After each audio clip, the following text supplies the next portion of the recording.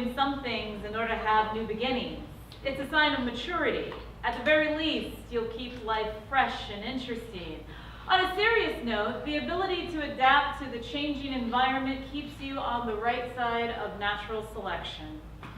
Nowadays, instead of worrying about things ending, I focus on how I can reinvent myself.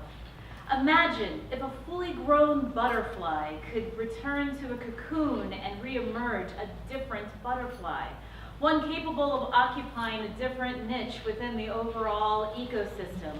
Wouldn't that be grand, at least for that butterfly? That's what we humans, if we're not so stubborn, can do.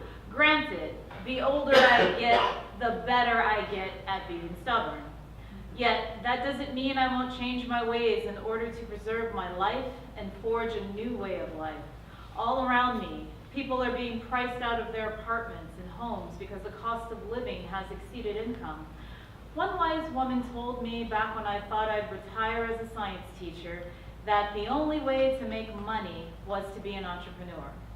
I politely nodded and smiled respectfully, thinking I'd never heed those sage words. After all, I had a master's in education and lots of teaching experience.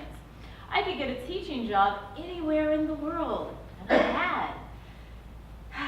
After several professional reinventions where I've enclosed myself within a new cocoon of knowledge to learn different skill sets, I've come closer to becoming an entrepreneur. Suddenly, my favorite number is 1099. And I've discovered one path to happiness is setting my own schedule. I'm not merely talking about which days of the week I'll work, nor how many hours during the day, but even down to the micromanagement of my time, such as no middle management asshole dictating when, how long, and how often I use the bathroom. I can eat when I want, run errands when I need to, go to yoga in the middle of the day, and since I work from home, pajamas are my work clothes. Commuting consists of walking from one part of my apartment to the other. And if I ever think in the middle of the workday, I could use a drink. Hey, I pour a drink. See, I've embraced this new reinvention of my life. I cannot believe that I dwelled in employeedom for so long. Granted, I may not ever be able to retire, but the whole retirement thing was really a contemporary social experiment to ease older employees out of the workforce so younger ones can enter. In the past versions of civilization, people worked until they died.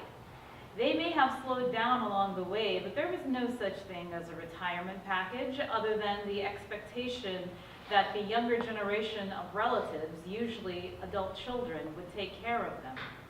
So instead of dwelling on the fact that we're living through the last vestige of retirement as we know it, I've embraced a far less stressful working lifestyle and no longer worry about work-life balance.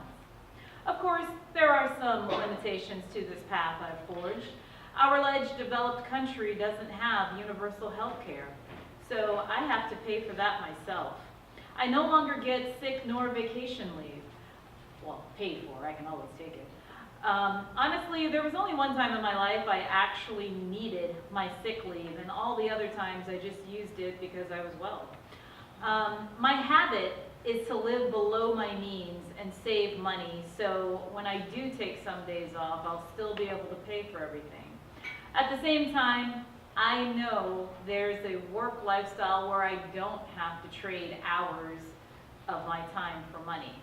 I can still get paid even when I'm not technically at work. It's called residual income. As far as I'm concerned, that's a part of heaven on earth that I need to incorporate in my life. I feel another metamorphosis coming out.